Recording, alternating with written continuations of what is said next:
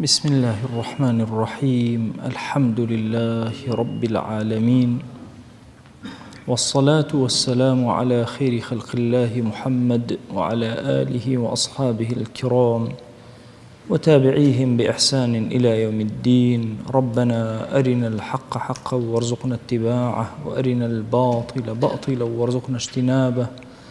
ربنا آتنا في الدنيا حسنة وفي الآخرة حسنة وقنا عذاب النار. إيمان داراني خوشويست، كتابي مدارج السالكين زاناي پایبرز ابن القيم نووسیویەتی و یەکێکە لە کتێبە زۆر نازارەکان لە تربیە و تەسکیە و تربیەتی ڕۆحی ئینسانە. باسی مەنازیلەکانی خواناسی ئەکا، پلەکانی خواناسی ئەکا کە هەر هەمووشی کورتکراوە و وەرگیراوە لە ئاەتی ئیاکە نەعبود و ئیاکە نەستەعین. ئینسان خدایە بەستەن هاتووە ئەپەرستم و بەستەنها داوای کۆمەکی لە تۆ ئەەکەم. ئەم جۆرە پەرستنە ئەنواع و ئەشکاڵ پلە و ڕوتبەی هەیە. یەکێک لە مەنزیلەکان کە ئەمڕۆ لە خزمەتی ئەبین پێ ئەوترێ مەنزیلەة الفتووە. مەنزیلەی فتووە یەکێکە لە مەنزیلە زۆر گەورەکان. ئەفەرمێن لە ئەسڵە ابن القيم أفرمي منزلي فتوى معناكي شيء يعني الإحسان إلى الناس، شاك كاريب خلق، وكف العذى عنهم واحتمال أذاهم. وهيش خراب يكتبوا أو النبي أجر خرابش برامبر كذي تحملي بكي. أفرمي زور كات حسني خلق بو أما سلا بكار هاتوا بلا من نتيجة حسني خلق بكار هناني أخلاقي برز أجات إنسان بلي فتوى. أفرمي لقال مروءة جوازي شيء، مروءات إنسان بشي خوشي تيا وبشي خلقيش كسايتي بشك اللي بابته كان كمنزليك لمنزل كان كباسي أكين دواتر. أفرمي أي فتوى شيء فتوى فرمي تنها إحسان وتشاكيتو برامبر بخلق مخلوقات هرهمو. أفرمي بويا فتوى زور خاصترة ومروءات جورترة. أفرمي زور كات فتوى بو أخلاقي كريم وبرز برز وبرز بكارات وكرجال خلقه بكاري إياني منزليك زور برزة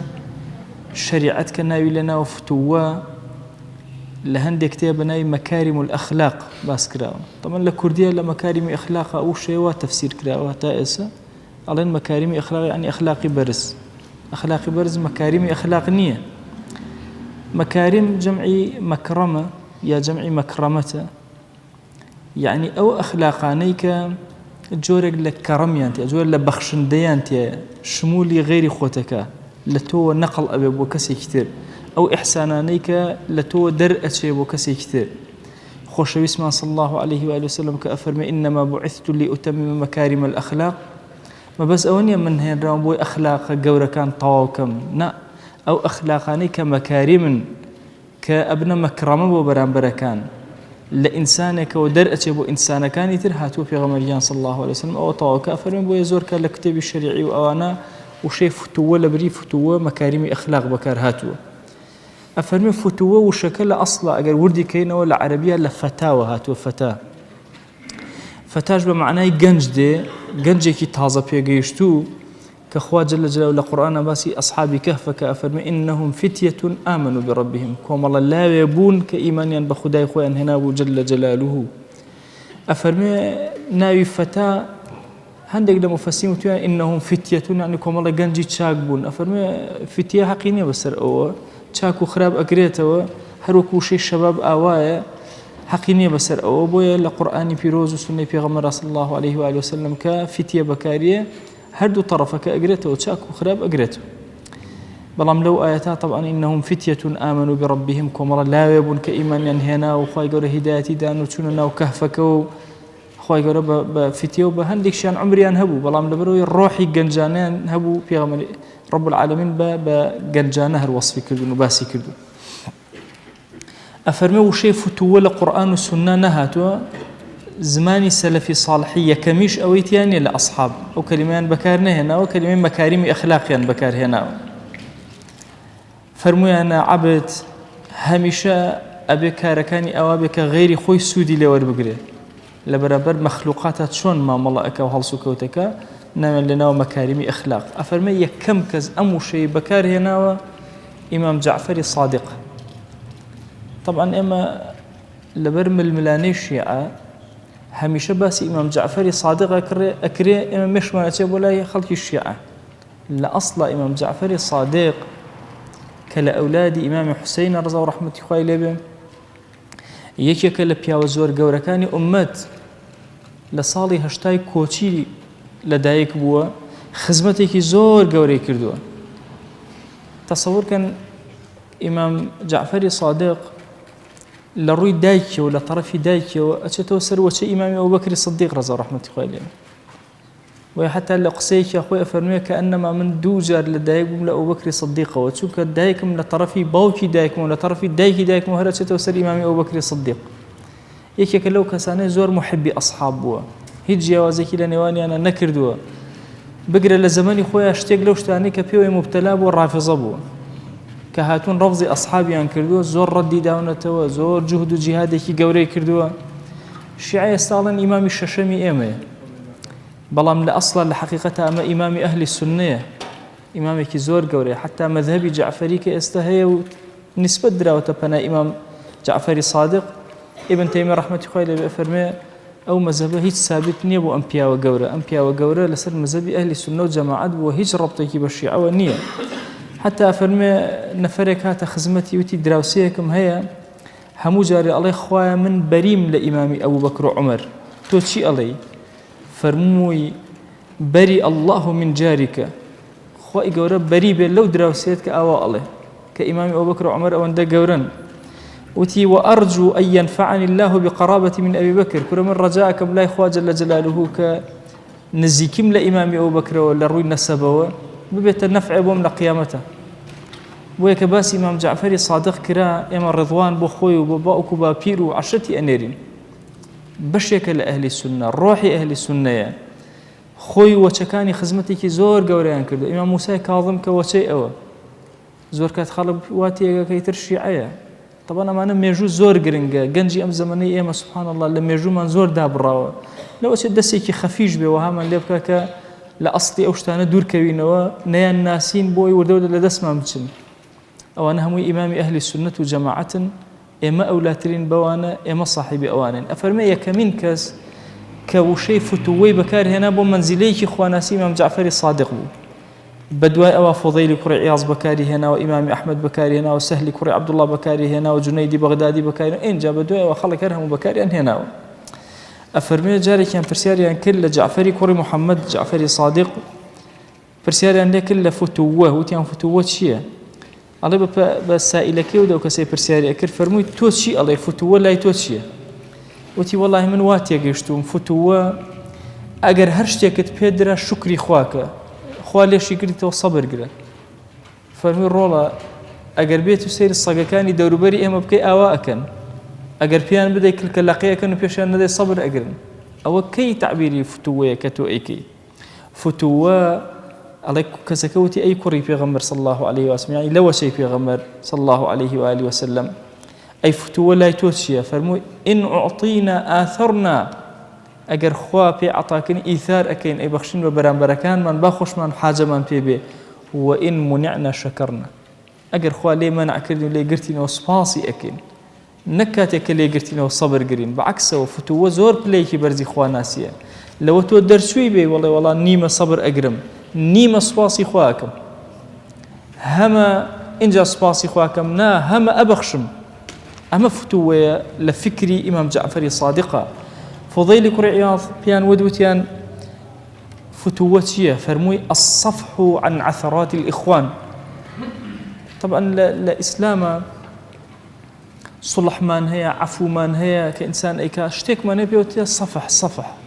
أخوة يقول القرآن فرمي فاصفح الصفح الجميل صفح أويك لقل كسكا كيشتها وعفوت كرت نيوتشوان تصفح بمعنى نيوتشوان قرجنكي نيوتشوان أو ندي بيك لأستيا بقيت أو بلاي بويا فضيل كري عياض فرمي فتوتشية أم مرتبة إخواناسية أفرمي الصفح عن عثرات الإخوان أجر براكان اللي في هالخليس كانوا كوتن هليان كرد أم صفحة أم نيوتشوانيت وقرجنا ببران بريان ئیمامی ئەحمەد کوڕەکەی عەبدوڵای کوڕی بۆمان ئەگێڕێتەوە ئەڵێ پرسیار کرا لە باوکم سەبارە بە فتووە فەرمووی تەرکو ما تەهوە لما تەخشە ئەوەی ئینسان ئەو شتێک کە مەیلی هەیە وازی لێ ئەهێنێ لە پێناوی ئەوەی کەوە ئەترسێ لێی تەسەوور کە خەشیەتی خوا جەل جەلالوهو وای لێ کردووە زۆرێک لە بەشی هەوای خۆی واز لێ ئەهێنێ ئەیدا بە بەرامبەرەکانی دقاق ئەفەرمێ چۆن ئێمە لە فتووە تێبگەین ئەفەرمێ کەماڵی فتووە لە کەلیمەیەکی پێغەمبەر صلی الله عليه وسلم تێئەگەین ئەفەرمێ ئەویش سێرکەن لە ڕۆژی قیامەتە ئەنبیای گەورە گەورە کورە ئادەم عليه السلام ئیبراهیم عليه السلام موسى عیسا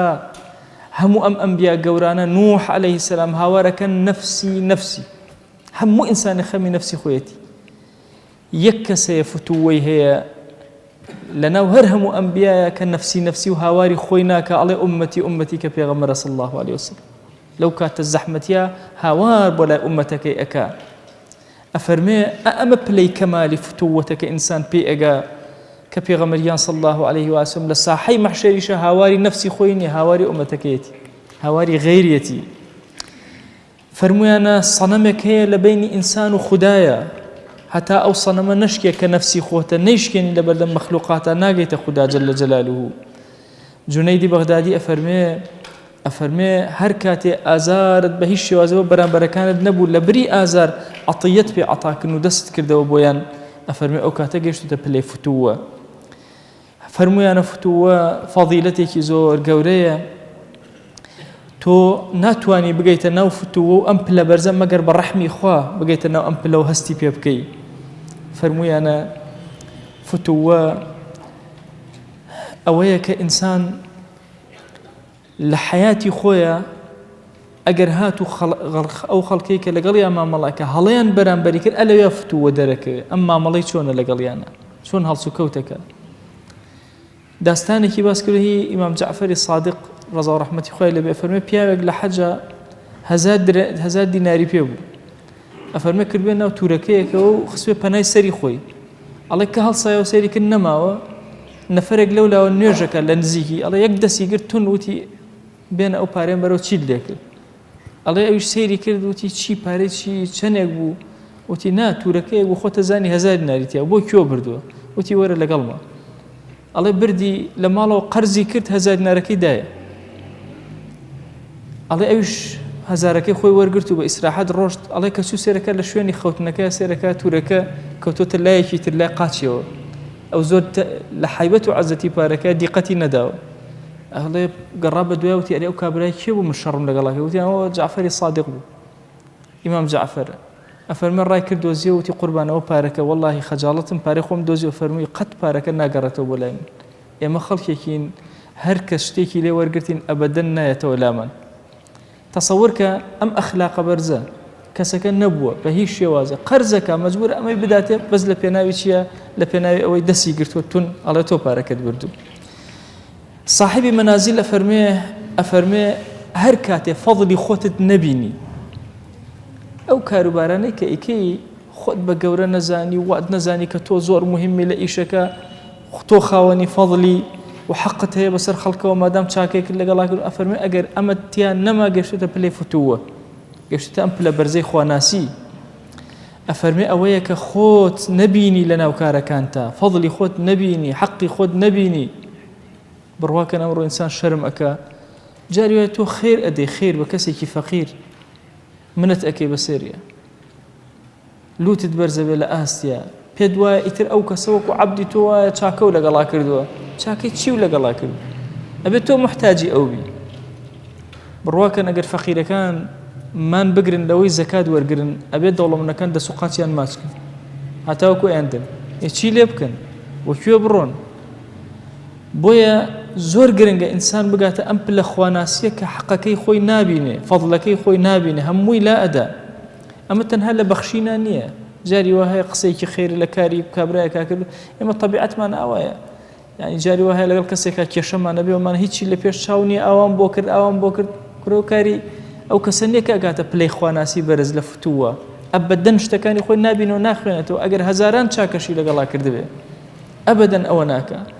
ئەفەرمێ ئیمامی هەڕەوی چەندین دەرەجەی هەیە فتووە أنواع جورة أفرمي يكي دو دانيان باسك أفرمي يكم دانا لدرجة كان أو يكا وازل خصومة بيني ترك الخصومة نچی بربرەکانی لەگەڵ هیچ کەسێکا بکەی دەمە دەمێ لەگەڵ هیچ کەسێکا نەکەی کێشە لەگەڵ هیچ کەسێکا دروست نەکەی ئەفەرمێ ئەویش پلەیەکی زۆر بەرزە نە بە زمان ململانی لەگەڵ خەڵکاکە نە لە نیەت تا هەبێ نەبێ بە خەیاڵیشتا کە ململانی لەگەڵ هیچ موسڵمانێکا بکەی ئەبەدەن ئەمە لە نەفسی خۆتا بۆ شێوازە بە لە ئاستی خوایە جەل جەلالوه ئەگەر مخاسەمە هاتە ڕێت ئەبێ بە ناوی خوا بێ بالله وفي الله لە پێناوی خوایە بێ وحكم بولاي خوا جل جلاله أجنا أبدا إنسان نابي أم حالة تيا الربا حتى لدعاء استفتاحها كان كان أكيته طبعا ما وجهت وجهي أخوان بزوري نكات دعاء ترزور زور واردة كإمام النووي نقل كردو لأذكار ولا يباسم كردو بدريجي أفرمي يشكل دعاء كان اللهم لك أسلمت وبك آمنت وعليك توكلت بشكل دعاء كالله وبك خاصمت وإليك حاكمت خوايا خصمایەتی من لەگەڵ هەر شتێکە بەهۆی تۆیە ئەگەنە ئەبەدەن خەسم لەلای من نەماوە لە پێناوی توێ ئەفەرمێ و پلەیەکی زۆر بەرزە ئەفەرمێ کەوا بوو دەرەجەی یەکەم ئەمەیە ئەبێ واز لە خەسم بێنی دوو هەر لە دەرەجەی یەکەمە والتغافل عن الزلة هەر کەس هەڵەیەکی کرد خۆت گێلکە لێی تەغافل یعنی خۆی گێلکردن باوا هەست نەکا کە تۆ پێت زانیوە لێ گەڕێ خۆت گێلکە لێی لعل رب العالمين رجل لرجان توبي لشونك لي ورقري قبوليك ازاي طبيعي مسونا خو ما كسك من هلاك هر هو من سيري هلاكيكن كره امتي اسلاميه به كسكي بيني هلاك شاي اخوي اوبك هر كمان يكل گناه من هي خو ام يستر كردو اي ام بيمان خوش گناه كاني خو من خلق بيزانه والله هيك كسك ما بيمان خوشني گناهي ام خلق بيزانه اي تو شلون بده گناهي مسلمانه اري دخود يلك التغافل عن الزلة حتى إنسان لقى معلوم نالي خويا هندي جار أبي خوي يلك لهندي جناه كأكري هندي هلا كأكري ويروشكيني الروندا شو الروشكيني الرودا بحياة دروس أبي دواي إنسان ناترسل لجناه بميل خوي دسكابة جناه كردن ونسيان الأذية هرشكز أزيتي دا أبي تو لبيرك لبير ليادو مشكو فكري تويا نمنه أفرمي أم سيشتيا خصومة ترك للزمان للضل لفكر وخيالات خود جيلك لهلكاني خلق خود جيلك التغافل طبعا تغافل إمام أحمد فرميتي من شيمة المكارم أخلاقك زور برز الإنسان أخوي جيلك لهلا يخلق بدو أي هلا يخلق مرة حتى أبين هلا يكتشاي وخذوا بارزة ورحمتي خوال الإمام غزالي بيفرمي أجر عبدي لعبد كان بيني جناهي أكر بدزي فرمان بتشاكر رجلي الخرابي لمك ما دام بتزيك وازي لبن لعل اخوي قرأ توبي لي قبولك على سوتشيكا ما شو كره ورا او تكرو نابي بيك او انا وازي الرشكيني مكه ما دام بنهنيك ديار بيونديك بتوي لقى الخوايا جل جلاله هي شرم اكل اخوا ما دام انسان شرمي هبت هشت لنا خيرك زور قوره با عاصيبه با توان باربه با غناه باربه حتى حاتمي اصلا داستانه كان باس كردو لجياني اولياء كان أبو علي الدقاق أجرته وفرمي أفرتها تخزمتي برسيارك شرعي لي كردو بايكي لبربو أفرمي حاتمي أصلا تنها لبروي أمكس هزب الروشكينينك فرمي من كرم أفرمي حتى وأفرت النمرد أم حاتمي أصلا يعني كر حاتم كر بكر مشهور تنها لبيناي أوا لهندي الروايات أفرمي سيانزا صالي بيتو سيانزا صال خود كركي لنا وخلك بكر مشهور بي تنها لبيناي مسلمانك سمعتي نروى وهزنك روشكين نبي نسيان الأذية أو كسيك حلي برامبر كدي عزتي داي لبيرك لبير أم باش زور قرنجا لفتويا والله أجر أمل لبير نكين إنسان ضلي أتقي كسي حلي كي برامبر كدو إتر مشكل لي أداء وخود لي تيكتش أي هني كل دوازي لبير خوتي برو أم بلايكي زور برز الأخوة ناسيا إنسان إيمان دار كخلقك حلي برامبر أكان أم زور ببهيز لبرامبر أو هلانا أو استي وديت محاولتك هل لبيري خوي بكاتو لا يادي بك أفرمي بهوي أمليات كدنوا أفرمي ليصفو قلبك له ولا تستوحش منه ضلت صاف وباك بيتو برامبر بوكسا حزب وحشدناك دائما رقد لي ببغزوكينا بأسكن على فلان كز غيبتي كردي فلان كز قصيبي وتي فلان كز توازي لي بين الضل هل لبيرك إنسان مسلمان أبي أم بلانا ببر إلا أبي بكيت بليك أو نسياني أذيكي لەبیریکەی خەڵک چی ئەڵێ چۆن ئەڵێ چی و تۆ بەرامبەرت وازی لێ بێنە. ئێمە لە کوردەواری خۆمانە زۆر کات ئەم نسیان و ئەذیەمان نییە. باشە کەسەکە ئەگەر نسیانی ئەزیەشکاڵێەوە یامە دەست خوا، یعنی لەبیری نەکردەوە تا قیامەت. ئەسڵەن گەورە پیاوان چیان کردووە؟ هاتوون دوعای خێریان بۆ کردووە کە پلەیەکی لەمە بەرزترە دواتر باسیەک. تەسەوور کە نسیان الئەذیە زۆر مهمە. ابن القیم ئەفەرمێ کورە لە نسیانی ئەذیەش مهمتر هەیە. ئەفەرمێ ئەوەیە فەضل لەگەڵ هەر کەسێکە کرد فەزلەکەی خۆت لەبیر کە. هەر ئازاری خەڵک لەبیر مەکە، هەرچی چاکت لەگەڵ خەڵکا کردو لەبیری کە. تۆ بۆچی چاکەکەت کردووە؟ لە پێناوی چیان کردوت؟ نانێکت داوە بە کەسێ قسەیەکی خێرت کردو بۆ کەسێ هاوکاری کەسێ بووی. ئەگەر لەبەر خاتی ئەوە کردوتە کە لە دنیا پاداش وەرگریتەوە دەی بە هەر لە یاد دابێ هەموو ڕۆژێ. ئەگەر لەبەر خاتی خوا کردوتە چ منەتێکی هەیە؟ ئەسڵەن ئەگەر خراپەکاری لەگەڵا کردیتەوە کەسەکە توانیت خۆت بگری ئەو کەسە و بە سەبەبی ئەوەی پلەی تۆ زۆر بەرز بێتەوە لای خوا جەل جەلالوه. بۆی ئەفەرمێ ئەوەش بەشێکە لە نسیانی ئەذیە. ئەفەرمێ ينسى ئەم شعرە ئەهێنتەوە ينسى صنائعه والله يظهرها. زۆر کەسێ ئینسان چاکەکانی خۆی ئەکا ئیتر بەنهێنی وازی لێهێنێ خوا خۆی ئاشکرای ئەکا بۆی. إن الجميل إذا أخفيته ظهر. والله أخلاق برز بێ ئەگەر هات و جوانیەکان هەر هەمووی هەر بستەوێ بیشاریتەوە هەر دەرەکەوێ هەر دەرەکەوێ. ابن جەوزی ڕەحمەتی خوای لێبێ فەرمێ طبعا ابن جەوزی بەغدادی نەگە ابن القیم یەکێکە لە کیباری ئەو پیاوانەی کە خەتیبێکی واعظێکی زۆر گەورە و ناجحە. ئەفەرمێن بە دوای دلیل لە ئەگەڕام لەسەر وجودی خوا ئەڵێ زۆر دلیلم دۆزیەوە بەقەدەر وردەلمی ناو سەحراکان چەندێکە ئەوەندە دلیل لەسەر وجودی خوا بینی. ئەڵێ بەس دلیلێکیان زۆر سەرم سوڕما. ئەڵێ وەرە کارێ لەبەر خاتی خوا بکە زۆر بە پەنهان خوای خاتە سەر زمانی خەڵک. ئەفەرمێ ئەگەر خوا وجودی نەبووە قەت کردەوە نهێنەکانی تۆ دەرنەئەکەوت دەرەکەون. بڕواکەی پیاو باشی وها هەبووە لە هەموو عمریە زۆر بەنهێنی بە ڕۆژوو بووە، زۆر بەنهێنی ئەهلی شەو بووە. کەچی قسەکە لەسەر زمانی خەڵک بۆ خەڵک باسی کرد وەڵا فڵان کەس ئەهلی شەو نوێژە، فڵان کەس ئەهلی سەدەقەیە و ئەهلی ڕۆژووە و ئەهلی ئەوە. ئەگەر خوایەک نەبێ کەشفیکە ئەمە کەس پێت نازانێ. وەڵا جاری وای ئەحسانێک ئەەکەی یەک کەس لەم سەر زەویان نازانێ. دوای سێرەکەی سبحان الله خوا خۆی انتشاری پێ ئەکا لەگەڵ خەڵکە لەناو خەڵکە لەسەر زمانی خەڵک. إن الجميل إذا أخفيته ظهر. جوانی هەر با دابشاری خۆی دەرەکەوێ. ئەمە پلەیەکی زۆر گەورەی ابن القیم ڕەزا و ڕەحمەتی خوای لێبێ کە بوو پلەی یەکەم واز لە خصومەت بێنە و هەروەها هەر کەسێ هەڵەی کرد خۆتی لێگێڵکە و هەرچی ئازار و زەحمەتێکی خەڵک هەیە هەر هەمووی لە مێشکی خۆت بەرە دەرەوە مێشکی خۆت صاف کرد دڵی خۆت صاف کردەوە بۆ خوا هەر چاکەیەکیش لەگەڵ خەڵکا کردووە لەبیریکەوە ئەزی لێبێنە بی دەرەدەستی خوددا. ئەفەرمێ لەم دەرەجە پلەیەکی بەرزترمان هەیە لە فتووەیە ئەویش ئەوەیە هەر کەسێ خراپەی لەگەڵا کردی تۆ چاکەی لەگەڵاک. کەسێ لە تۆ دوور کەوتەوە تۆ لێی نزیک بەرەوە. ئەگەر کەسێ ئازاری دای تۆ ڕێزی لێ بگرە. ئەگەر کەسێ زیادەڕەوی لە حەقتا کرد تۆ عوزری بۆ بێنەرەوە. ئەمانش کە هەموو ئەەکەی سەماحەتەن لا کەظمەن ومەوەدەتەن لا مصابەڕەتەن. ئەمە ئەو پەڕی سەماحەت بێ نەک خەفەتەکە لە دڵی خۆتا بێڵیتەوە هەروە بەرەڵای کە خەفەتەکەش با بڕوە. سەماحەتێکی زۆر گەورەتە بێ. ئەمە لەبەر پێناوی خۆشەویستیا بکە نەک بێت بە سەبرەوە خۆت بگری لە بەرامبەر ئەم شتان نا ئەو پلە تێپەڕێنە. بۆیە شاعیرێکە فەرمێ سبحان الله فەرمێ ئیذا مەریضنا ئەتەیناکم.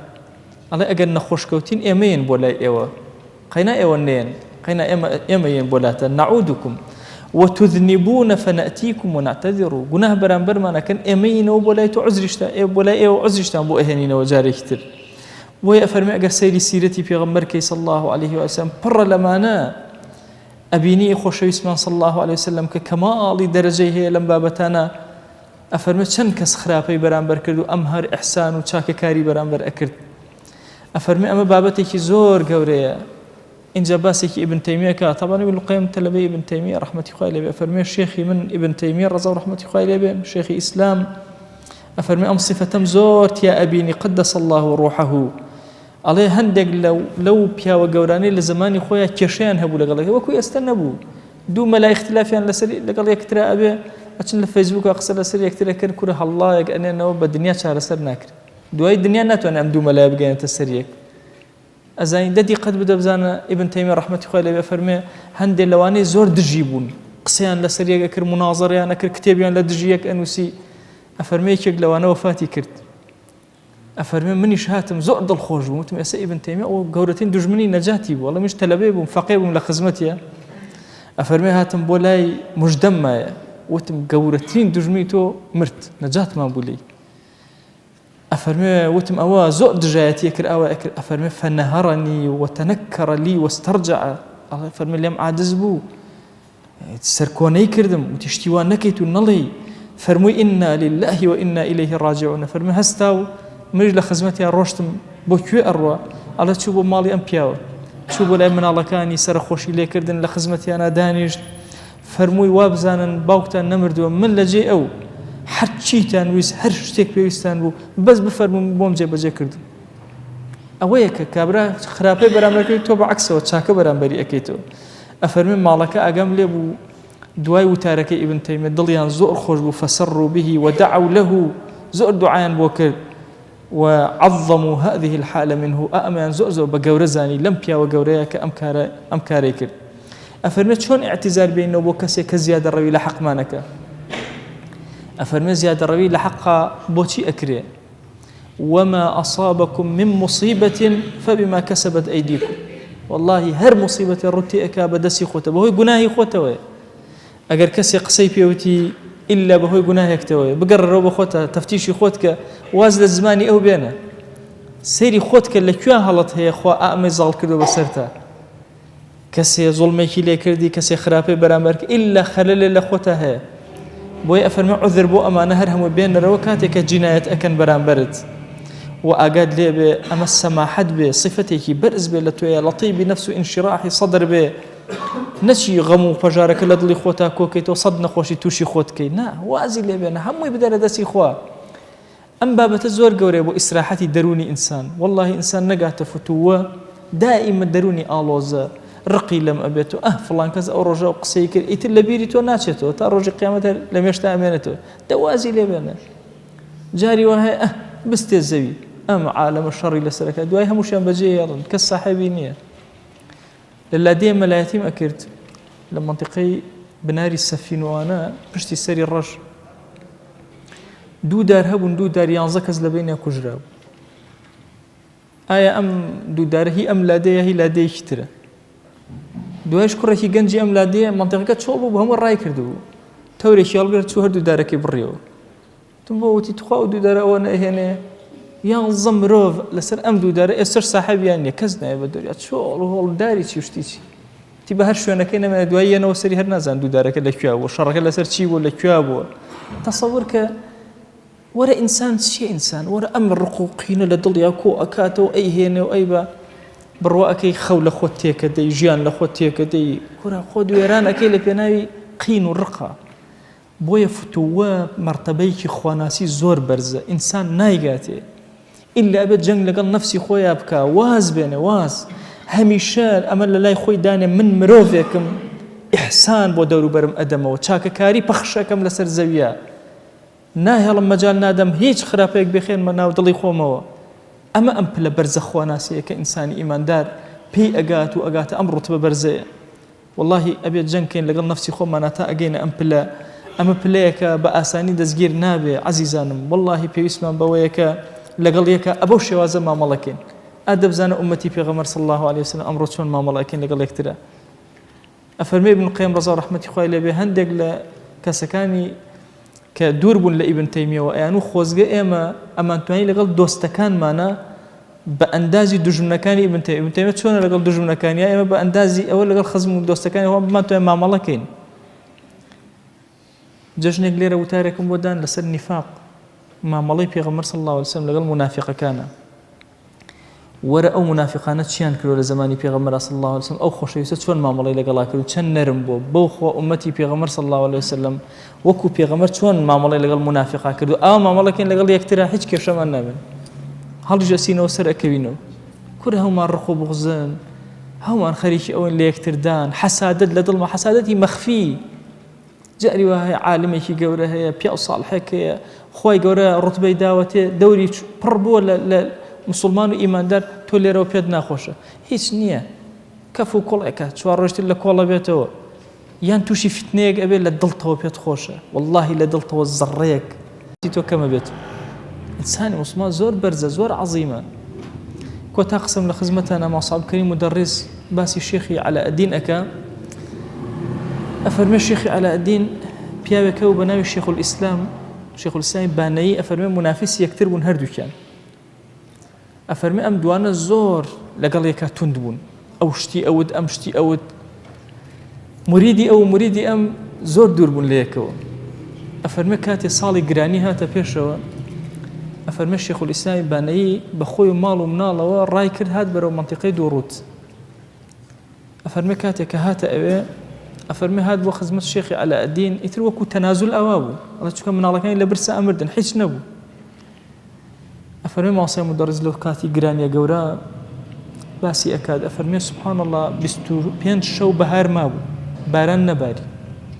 ساڵی دواتریش باران نەباری، ساڵی دواتریش باران تەخیر بوو. ئەفەرمێ ئەو مدەیە یەک قەترە باران لە ئاسمان نەکەوتە زەوی. ئەفەرمێ یەک شت نەبی، زەوی هەمووی سوور بوو. ئەوەنە پوشێکت نەبینی، خەڵک خواردبووی هەمووی، ئەوەندە زەحمەتی. ئەفەرمێ من خۆم نەمبینی، بیستم وتیان کەسێک چەند کەسێک لە ناو ئەشکەوتێکە خۆیان حەشار داوە، سەگ خواردوونی تا نیوەی لاشیان نەیانتوانێت دیفاع لە خۆیان کەن لە برسێتیە. گرانێکی ئەوە زەحمەت ڕووی کردوتە ئەم وڵاتەی ئێمە، سەیری ئەم خەیر و خۆشیی ئێستا نەکەین. ئەفەرمێ شێخولئیسلامی بانەیی تەشریفی هێنا وەلای شێخی عەلاءالدین هات، دەستی شێخی عەلاءالدینی زیارەت کرد و شێخی عەلاءالدین دەستی ئەوی زیارەت کردوتی قوربان هاتووم، کتێبخانەیەکی زۆر گەورەم هەیە، هی با و باپیرمە ماوەتەوە، هەر هەموویت پێشکەشەکەم بەس مناڵەکانم تا بەهار بگەێن، بەس ئەوە نەبیان گەێنە بەهار، سەیری ئەم دوو خەسمەکەن. ئەفەرمێ کە شێخی عەلاءالدین ئەم حاڵەی بینی سەیری کرد، شێخولئیسلامی بانەیی نەعلیشی لە پێیان نییە، زۆر ڕوت و ڕەجاڵ. ئەفەرمێ ئەمری فەرموو عەبایەکی بۆ بێنن، عەسایەکیشی بۆ بێنن، نەعلیشی بۆ بێنن، جلبا لەبەرکە.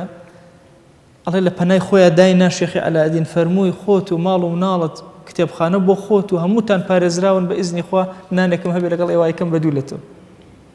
ئەوەیە ئەو سیفەتە بەرزەی کە باسیەکەین، ئەڵێ فتووە، ئەم ئەخلاقە بەرزە ئەوەیە لەگەڵ خەسمەکەت کە ئەکەوێ ناهێڵی بکەوێ بەرزی ئەکەیتەوە،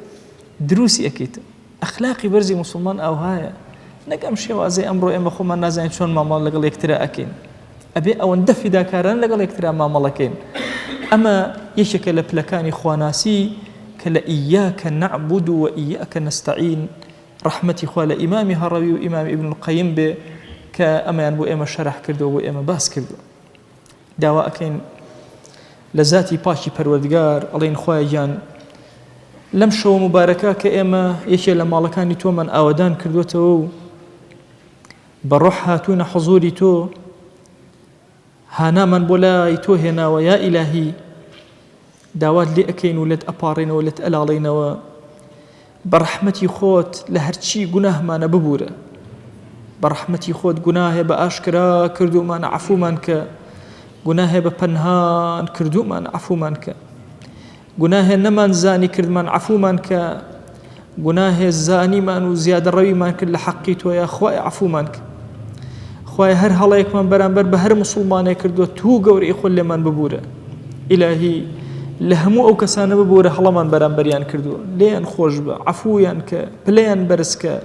لە ئێمە چاکتریان کە، پلەیان لە ئێمە بەرزتر کەرەوە، یا ئەکرەم الئەکرەمین. ئیلاهی داوات لێ ئەکەین بە ڕەحمەت و بەزەی خۆت، گوناهێ لەمەوە پێش کردومانە عەفومان کە، گوناهێ لەمەوە دوائیکەین و فریای تەوبە ناکەوین، خوای عەفومان کە.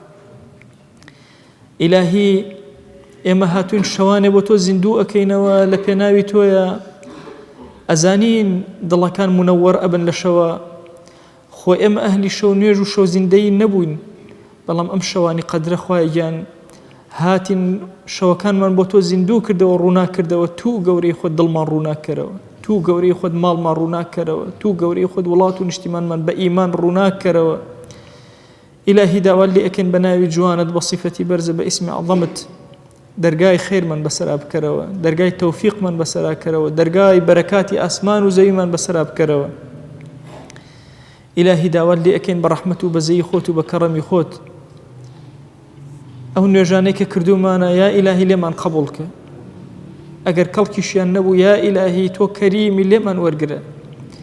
بەخوا پەروەردگارە ئێمە لە زەمنێکین دڵمان زۆر مشەوەشە، بێکەس و بێحاڵین یا ئیلاهی ئەم نوێژانە کە بەرزیان ئەەکەینەوە دڵمان پڕە لە خەیاڵات تیانە بەڵام ئیلاهی ئەزانین تۆ سوژدەیەک لە بەردەم تۆیە قەت بەزایە ناچێ ئەزانین ئەگەر غافڵیش بین تۆ لێمان غافڵ نیت ئەگەر بێکەڵکیش بین یا ئیلاهی تۆ هەر قبوڵمان ئەکەی ئەگەر عاسی و گوناهکار و خەجاڵەتبار بین تۆ هەر وەرمان ئەگری تۆ هەر تەوبەمان لێ قبوڵ ئەکەی دەی ئیلاهی ئەم نوێژانەمان لێ قبوڵ کە تەراویحەکانمان لێ قبوڵ کە ذیکر و ئەورادمان لێ قبوڵ کە قورئان خوێندنەکانمان لێ قبوڵ کە ئیلاهی لەم بەرەبەرەی ئەخیری مانگی ڕەمەضانە هانامان هێناو بۆ لای تۆ ڕۆژوەکانمان لێ قبوڵ کە بەخوا ئیلاهی ئەگەر ڕۆژوەکانمان نەمانتوانێ بە ڕۆح بیگرین بە جەستە گرتومانە ئیلاهی خۆمان پاراستوە لە خواردن و خواردنەوە تو گەورەی خۆت خوایە سەیری دڵمان کە یا ئەکرەمە الئەکرەمین خوایە لێمان قبوڵ کە یا رب العالمین إلهي داوات لي أكين بناوي جوانت بصفتي برز باسم عظمت كرمي خود بسر مانا ببارنا إلهي تزور كريمي هيج كسل الديواني خود ولا مالي خود درناكي وإمش أمشو هاتو نتأماليتو تنها بأمئدي أو يا إلهي ورمان قري دي تو قوري خود خوايا ورمان قري تو قوري خود خوايا عفو مانك تو قوري خود خوايا قبول مانك بخوا پروردگارا أمشو نشوي عتقي تويا لآقر يا إلهي إمش هاتون عتق مان كي لآقر شوي اللي خوشبوني تويا إلهي هاتون لمن خوش بي پروردگارا هانا من هنا وبولاي تويا أكرم الأكرمين لمن خوش با بزي بسر منا ببارينا تو قوري خود خوايا إما لجيان مانا لقل دوستكان مانا زور كاد كينا وبغز لدل مانا دروز و إلهي دلي خو من لحضوري تويا باق أكينوا پروردگارا بخوا ازانی زور کم ترخم بوین لبرانبر انسانیتا زور لاواز بوین بلان پروردگارا همیشه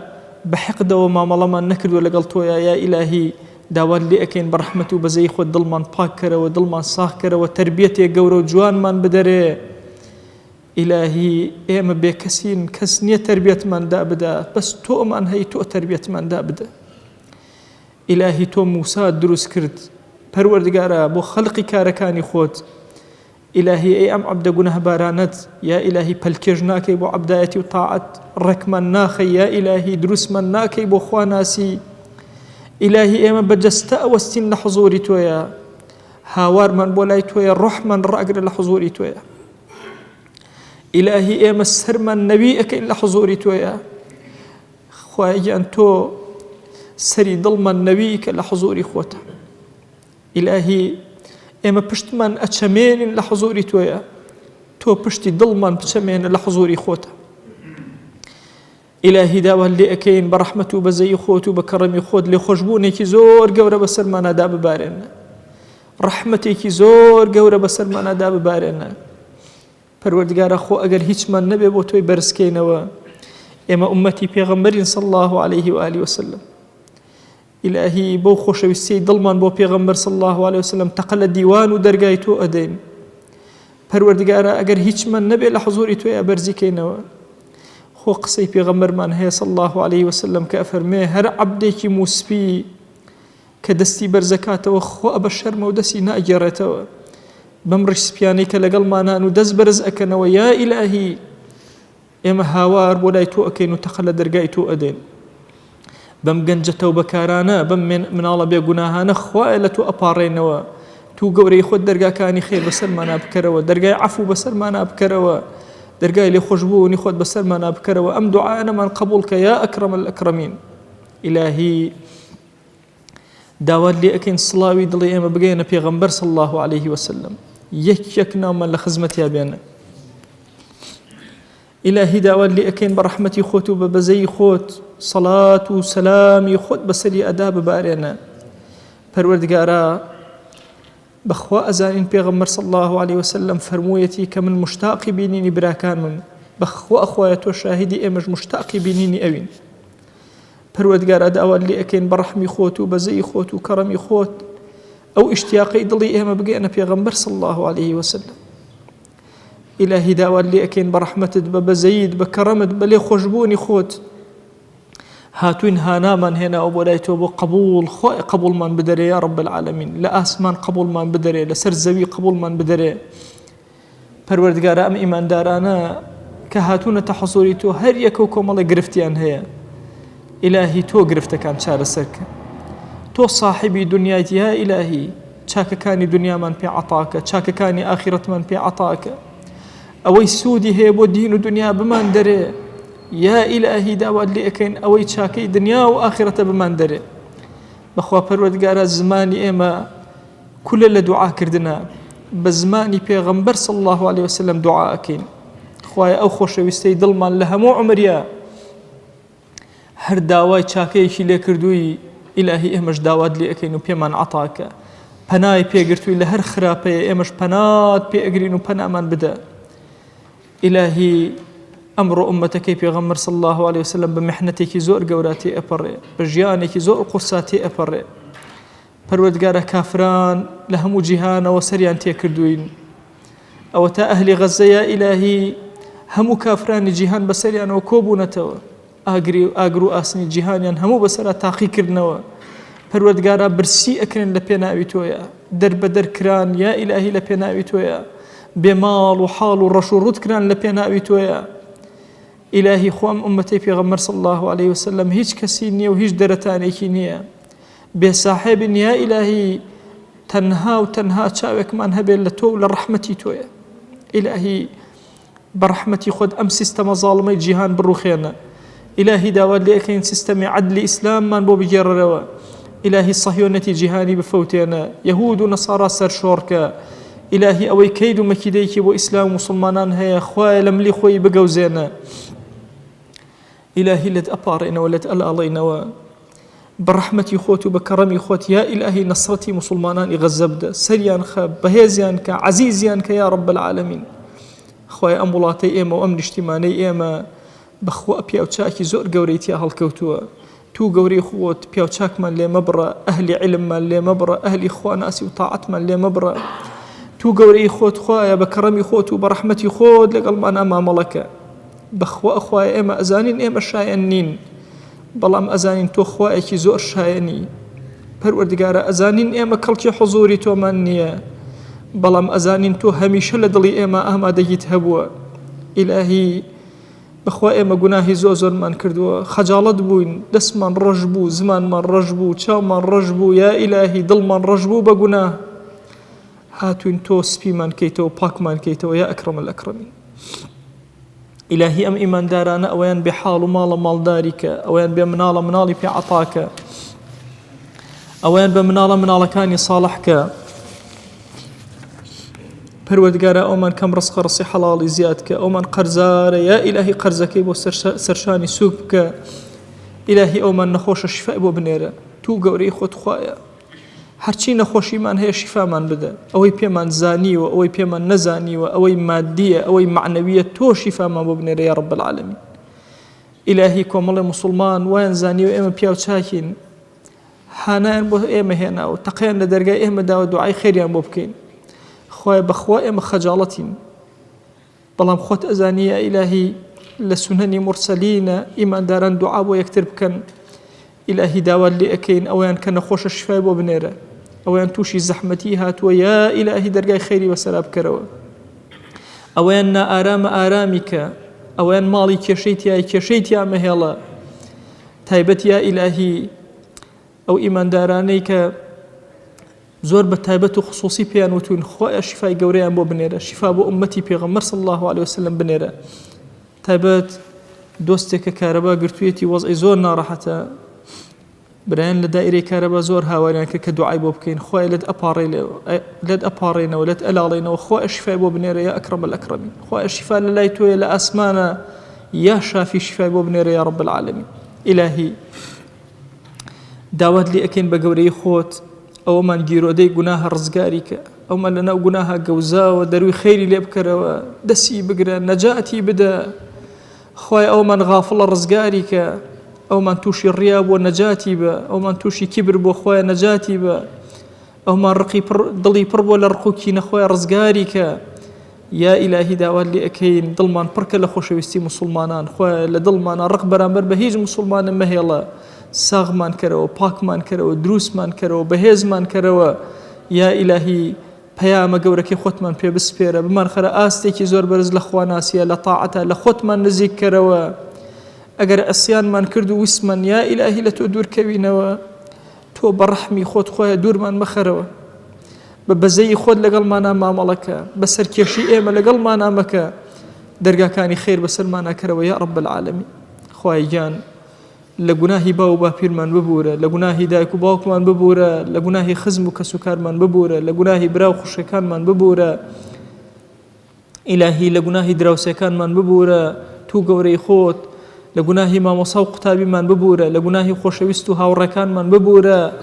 خوایە لە گوناهی خێزان و هاوسەر و مناڵ و وەچەمان تا ڕۆژی قیامەت ببوورە یا ڕەب العالەمین ئیلاهی بەخوا مناڵانی ئومەتی پێغەمبەر صلی الله عليه وسلم لە زەحمەتێکی زۆر گەوران ئەمڕۆ هەموو کافری جیهان کۆبووەتەوە مناڵەکانمان خەریکە داگیر ئەکەن وا ماڵەکانیان داگیر کردوون وا خەریکە دڵ و نەفسمان داگیر ئەکەن ئیلاهی هانامان هێناوە بۆ لای تۆ یا ئەکرەم الئەکرەمین بە بەزەی خۆت و بە ڕەحمەتی خۆت و بە کەڕەمی خۆت دەرگاکانی خەیر بەسەرمانە بکەرەوە یا ڕەب العالەمین خوای ئەم مناڵانەمان هەر هەموو سپاردەی تۆ ئەکەین خوای زایان مەکە یا ڕەب العالەمین داوات لێ ئەکەین بە کەڕەمی خۆت و بە ڕەحمەتی خۆت خوایە هەر کەس غیبەتی کردوین لە گوناهی ببوورە غیبەتی هەر کەسمان کردو لە گوناهی ببوورە هەر کەس زوڵمی لێ کردوین خوایە لە گوناهی ببوورە زوڵممان لە هەر کەس کردو خوایە لە گوناهی ببوورە خوایە چاکەمان لەگەڵ هەر کەسێکا کردو خوایە لە گوناهی ببوورە هەر کەس چاکەی لەگەڵا کردوین خوایە لە گوناهی ببوورە إلهي داوات لي أكين بناوي جوانت بصفتي برزة باسم عظمت أم دعانا من قبولك خوايا أم دعانا من ورقرا خوايا أم إيمان دارانا لم هم رمضانات شو دعائي كان بوتو برسكردو خوايا همو يان لي قبولك همو يان لي ورقرا يا إلهي داوات لي أكين بركتي أسماء وزوي خوت يا إلهي بسر أمبولات وشار ونجتماني إما ببارنا بسر أمتي بيغمبرها صلى الله عليه وسلم ببارنا رزقي حلال من زيادك يا رب العالمين رزق من مدردسي مروفكان يا أكرم الأكرمين زليلي بردم درجاي مروفكان من مكة يا أكرم الأكرمين محتاجي دسي نامرد من مكة يا رب العالمين زليلي سرجاق من مكة يا أكرم الأكرمين خويا داوالي كين محتاج دسي إنسان من مكة يا رب العالمين خويا لد أبارنا ولد ألالينا شون هداية الدان آوا كود كردينا شون مالي خوتت بي آوا دان كردينا شون شوي جواني خوتت بي زندو كردينا تو گەورەی خۆت ئاوا زیندومان کەرەوە ئاوا دڵمان بهەژێنە دڵمان زیندوو کەرەوە ڕوحمان زیندوو کەرەوە ئاوا لە بەهەشتا لە خزمەتی پێغەمبەر صلی الله عليه وسلم کۆمان کەرەوە وصلى الله على سيدنا محمد وعلى آله وصحبه وسلم تسليما كثيرا أبدا إلى يوم الدين ده الصلوات أدين لديدار بيغمبر صلى الله عليه وآله وسلم اللهم صل على سيدنا محمد وعلى آله وصحبه وسلم اللهم صل على سيدنا محمد وعلى آله وصحبه وسلم اللهم صل على سيدنا محمد وعلى آله وصحبه وسلم اللهم صل على حبيبنا محمد وعلى آله وصحبه وسلم اللهم صل على حبيبنا محمد وعلى آله وصحبه وسلم اللهم صل على حبيبنا محمد وعلى آله وصحبه وسلم اللهم صل على شفيعنا محمد وعلى آله وصحبه وسلم اللهم صل على شفيعنا محمد وعلى آله وصحبه وسلم اللهم صل على شفيعنا محمد وعلى آله وصحبه وسلم اللهم صل على شفيعنا وشفيع ذنوبنا وطبيب قلوبنا ونور أبصارنا محمد وعلى آله وصحبه وسلم تسليما كثيرا أبدا إلى يوم الدين. خواهي قول لقناهي من شيء أجبوري خواهي من قبولك